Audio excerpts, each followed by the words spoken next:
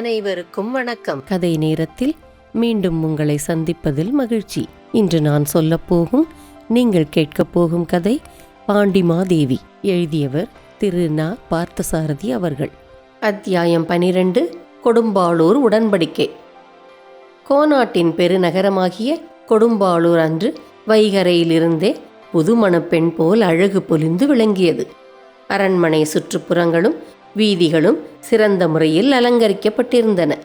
கோட்டைக்கு வரும் அகன்ற வீதியில் அங்கங்கே மக்கள் கூட்டம் கூட்டமாக கூடி நின்றார்கள். உயர்ந்தோங்கி நின்ற பெரிய மலையைப் போன்று கோட்டையின் பிரதான வாசலில் பூரண கும்பங்களோடும் பொற்பாலிகைகளுடனும் அரண்மனையை சேர்ந்த உடன் கூட்டத்து பெருமக்கள் சூழ கொடும்பாளூர் மன்னன் நின்று கொண்டிருந்தான். யாரோ மதிப்புக்குரிய பெரியவர்களை மரியாதையாக வரவேற்பதற்காக எதிர்பார்த்து காத்திருப்பது போல் தென்பட்டது. கோட்டை சுவரின் மேல் பக்கத்துக்கு 5 பேராக நுழைவாயிலின் இருபுறமும் நின்று கொண்டு திருச்சின்னம் எனப்படும் நீண்ட வளைந்த இசை கருவிகளையும் முரசங்களையும் முழங்கிக் கொண்டிருந்தனர். இந்த மகத்தான வரவேற்பு ஏற்பாடுகளெல்லாம் யாருக்காக, எதன் பொருட்டு என்று நேயர்களுக்கு சந்தேகமாக இருக்கிறதல்லவா? இதுவரை கதையுடனும் கதாபாத்திரங்களுடனும் தென்பாண்டி நாட்டு பகுதிகளிலும் கடல் பிரதேசங்களிலுமே சுற்றி கொண்டிருந்து விட்டோம். கதையின் தொடக்கத்தில் ஒரே ஒரு முறை உறையூரில் நடந்த வடதிசை அரசர் சதிக்கூட்டத்தையும் அதன் விளைவாக நாகப்பட்டினத்திலிருந்து மகாராணியையும் குமார பாண்டியனையும் கொலை செய்யவும் தென்பாண்டி நாட்டு நிலையை அறியவும் ஒற்றர்கள் அனுப்பப்பட்டதையும் காண்பதற்காக பாண்டி நாட்டு எல்லையை கடந்து செல்ல நேரிட்டது. இதுவரை இந்த வரலாற்று பெருங்கதையில் நமக்கும் கதைக்கும் வேண்டிய தன்மையான மனிதர்களை மட்டுமே அதிகமாக சந்தித்து கொண்டு வந்தோம். எதிரிகளையும் சந்திக்க வேண்டாமா? உறையூரில் முன்பு சந்தித்த பின் இப்போது 2வது முறையாக கொடும்பாளூரில் சந்திக்கப் போகிறோம். ஆம், சோழ கோப்பரகேசரி மகாமன்னர் பராந்தகரும் பாம்பனி குற்றத்து அரசூருடையானும் இன்னும் இதுவரையில் நமக்கு அறிமுகமாகாத பரதூருடையான் கீழை பருவூர் கண்டன் அமுதன் எனும் இருவரும் அன்று காலை கொடும்பாளூருக்கு வருகிறார்கள். அதற்காகத்தான் அத்தனை வரவேற்பு ஏற்பாடுகள். அன்று உறையூரில் நடந்த கூட்டத்துக்கு பிறகு தென் திசை படையெடுப்பை பற்றிய மேல் நடவடிக்கைகளை ஏற்பாடு செய்வதற்காக இந்த 2ஆம் கூட்டத்தை கொடும்பாளூரில் கூட்டியிருந்தான் அந்த சிற்றரசன். சோழ நாடும் பாண்டிய நாடும் சந்திக்கும் இடத்தில் 2ஐயும் இணைக்கும் நிலப்பகுதி போல் விளங்கிய கோநாடும் அதன் ஆட்சி பொறுப்பும் கொடும்பாளூரானிடமிரும் இருந்தன. தங்கள் தலைநகரத்துக்கு வரும் சோழனையும் மற்றவர்களையும் ஆசை தீர கண்டு கழிப்பதற்காகத்தான் கோநாட்டு மக்கள் கொடும்பாளூர் அரண்மனைக்கும் கோட்டைக்கும் போகும் சாலையில் அவ்வாறு திரண்டு கூடியிருந்தார்கள். சாலையின் கிழக்கு கோடியில் 4 குதிரைகள் புழுதியை கிளப்பிக்கொண்டு பாய்ந்தோடி வந்தன. எல்லோருடைய கண்களிலும் ஆவல் நிறைந்திருந்தது. திருச்சின்னங்களும் முரசங்களும் திசைகள் அதிர ஒலித்தன.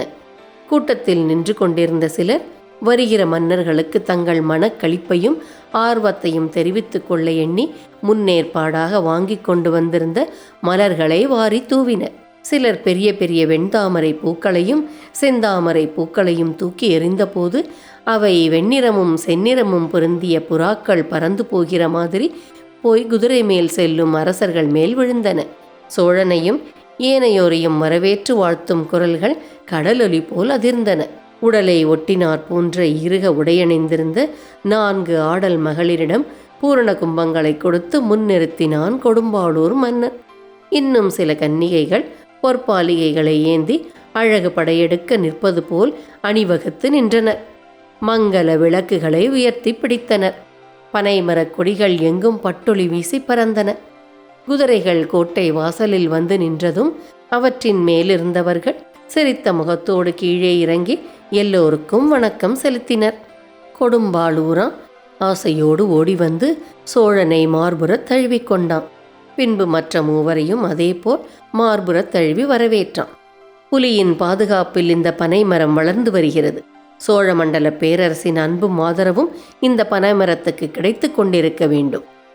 மலர்ச்சியும் சிரிப்பும் கொஞ்சி குழையும் முகத்துடனே இப்படி கூறிக்கொண்டே கொடும்பாளூரான் சோழனுக்கு மாலை சூட்டினான். மற்றவர்களுக்கு உடன் கூட்டத்து பெருமக்களும் அமைச்சர்களும் மாலையிட்டனர். எல்லோரையும் உள்ளே அழைத்து கொண்டு சென்றான் கொடும்பாளூரான்.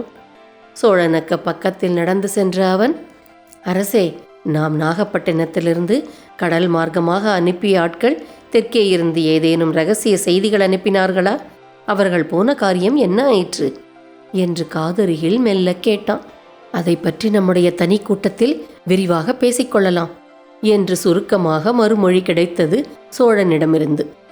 உரிமை கொண்டாடி ஆர்வத்தோடு கேட்ட தன் கேள்விக்கு அங்கேயே அப்போதே சோழன் விடை சொல்லாதது கொடும்பாளூர் மன்னனுக்கு கொஞ்சம் வருத்தத்தை அளித்தது. கொடும்பாளூர் அரண்மனையில் மிக இரகசியமானதொரு பகுதியில் 5 அரசர்கள் சந்தித்தார்கள். முன்னைய கூட்டத்தை காட்டிலும் இது முக்கியமான கூட்டமாகையினால் அமைச்சர்கள் பிரதானிகளை கூட இந்த கூட்டத்தில் கலந்து கொள்வதற்கு விடவில்லை. சோழன் கூட்டத்தை தொடங்கி வைத்தான். உறையூரில் சந்திக்கும் போது நாம் 3 இப்போது கொடும்பாளூரில் 5 பேராக வளர்ந்திருக்கிறோம். இது நம்முடைய எண்ணத்தின் வெற்றிக்கு ஒரு சிறிய அறிகுறிதான். காவிரி கரையிலிருந்து காந்தலூர் சாலையிலாக அவ்வளவு பிரதேசமும் சோழ பேராட்சி ஒன்றுக்கே உட்பட்டிருக்க வேண்டும் என்பதில் நம்மையெல்லாம் காட்டிலும் கொடும்பாளூர் அரசருக்கு அவா அதிகம். 3 பேராக இருந்த நாம் 5 பேராக வளர்ந்திருப்பது கூட அவருடைய முயற்சியின் விளைவேயாகும். கீழே பழுவூர் கண்டன் அமுதனையும் வரதூருடையானையும் நாம் நல்வரவு கூறி நம்முடைய கூட்டணியில் சேர்த்துக்கொள்வோம். அவ்வாறு சேர்த்துக்கொள்வதில் உங்களில் யாருக்கேனும் கருத்து மாறுபாடு இருக்காதென்று எண்ணுகிறேன்.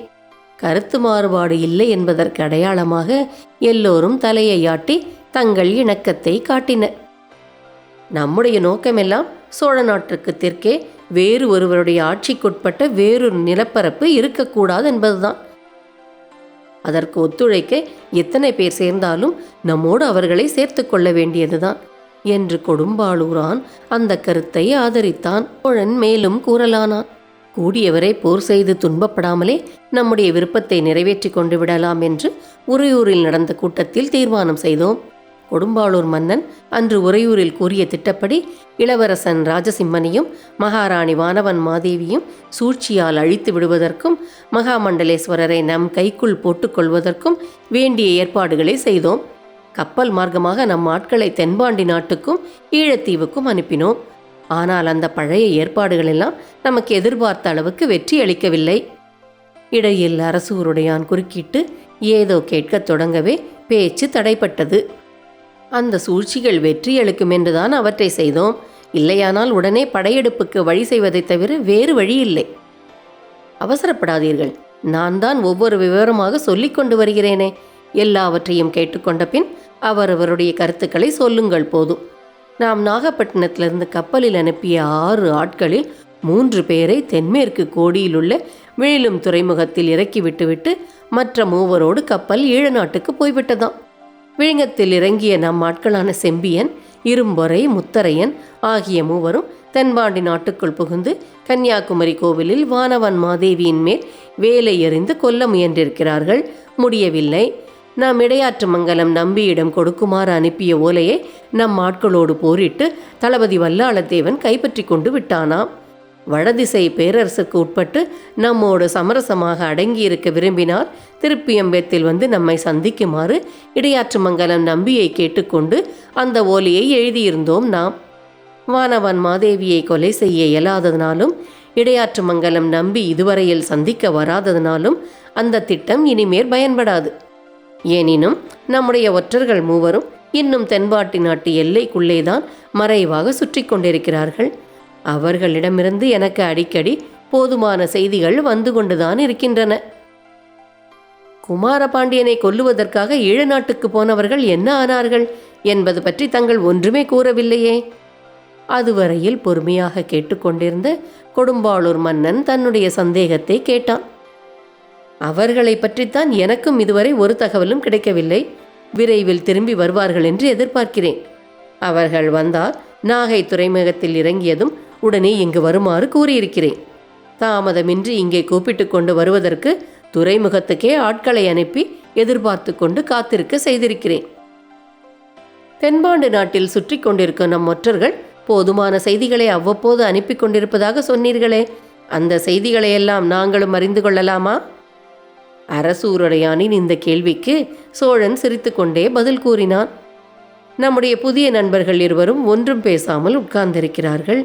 அவர்களுக்கு சேர்த்து கேள்வி கேட்பது போல் பழைய நண்பர்கள் கேள்விகளை கேட்கிறார்கள், யோசனைகளை கூறுகிறார்கள். நம் அரசூருடைய சென்னி பேரறியர் கேட்பதற்கு முன் தென்பாண்டி நாட்டிலிருந்து ஒற்றர் மூலம் கிடைக்கும் செய்திகளை நானே விரிவாக சொல்ல வேண்டும் என்றிருந்தேன். அதற்கு முன்னால் உங்களை எல்லாம் கலந்து ஆலோசித்து கொள்ளாமல் நான் செய்திருக்கும் ஒரு சில செயல்களுக்காக நீங்கள் என்னை மன்னிக்க வேண்டும். நாம் மிக விரைவில் படையெடுத்து விடப் போகிறோம் என்ற பெரும் பீதியை தென்பாண்டி நாடு எங்கனம் உண்டாக்குவதற்காக ஒரு தந்திரம் செய்தேன். நம் வீரர்களை வணிகர்கள் போலவும் தல யாத்திரை செல்பவர்களைப் போலவும் நிறைய அனுப்பியிருக்கிறேன். தென்பாண்டி நாட்டின் வடக்கு எல்லையான கரவந்தபுரத்து பகுதிகளில் நம் ஆட்கள் திடீரென்று கலகங்களையும் குழப்பங்களையும் செய்து போர் நெருங்கி வருவது போல அச்சுறுத்துகிறார்கள். கொற்கையில் நடந்த முத்துக்குளி விழாவின் போது நம்மிடமிருந்து போன ஆட்கள் உண்டாக்கிய கலவரம் தென்பாண்டி நாட்டையே நடுங்க செய்திருக்கிறது. வட எல்லை காவலனும் கரவந்தபுரத்து அரசனுமாகிய பெரும்பெயர் சாத்தன் அஞ்சி போய் மகாமண்டலேஸ்வரருக்கு தூதனுப்பிவிட்டான். அந்த தூதன் மகாமண்டலேஸ்வரரிடமிருந்து கரவந்தபுரத்துக்கு வாங்கி கொண்டு போன பதில் செய்தியை நம் ஆட்கள் எப்படியோ கைப்பற்றி இங்கே எனக்கு கொடுத்தனுப்பியிருக்கிறார்கள். அதில் முக்கியமான விவரம் ஒன்றுமில்லாவிட்டாலும் உண்மையிலேயே நாம் இன்றோ நாளையோ படையெடுத்து வந்துவிடப் போகிற மாதிரி எண்ணி அரண்டு படையேற்பாடுகளை தயார் செய்யும் முனைப்பு தெற்கே உண்டாகிவிட்டது என்று அறிந்து கொள்ள முடிகிறது. இதேபோல் கரவந்தபுரத்துக்கும் அரண்மனைக்கும் நடக்கும் செய்தி தொடர்புகளை கண்காணித்தோ கைப்பற்றியோ அனுப்ப வேண்டுமென்று நம் ஆட்களுக்கு கூறி அனுப்பியிருக்கிறேன். சாமர்த்தியமும் திறமையும் போதாத காரணத்தினால் நம் ஆட்களில் சிலர் அகப்பட்டு விட்டனர். அவர்கள் கரவந்தபுரத்து சிறைச்சாலையில் சிக்கி விழித்து கொண்டிருக்கிறார்களாம்.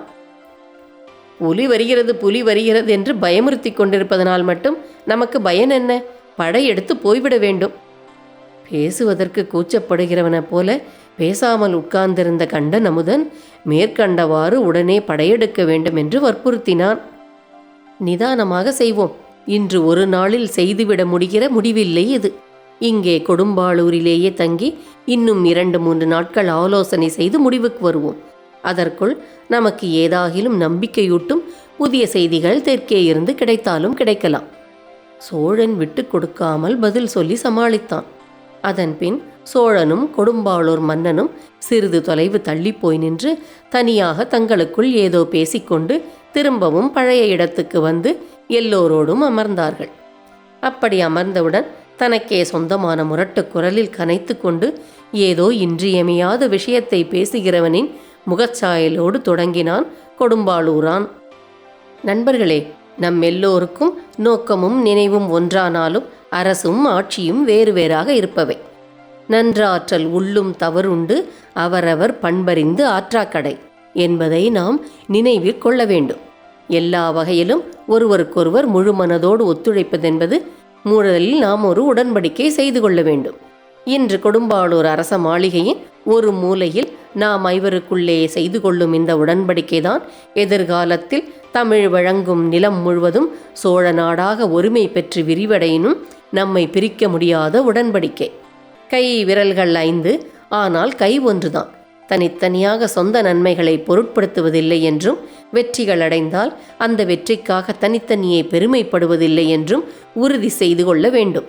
நம் கூட்டணியின் மாபெரும் படைக்கு அரசூருடையாரையும் பரதூருடையாரையும் தளபதிகளாக்கி மற்ற மூவரும் போர் தலைவர்களாக இருக்கட்டும் என்றே மதிப்புக்குரிய சோழ மன்னர் கருதுகிறார்.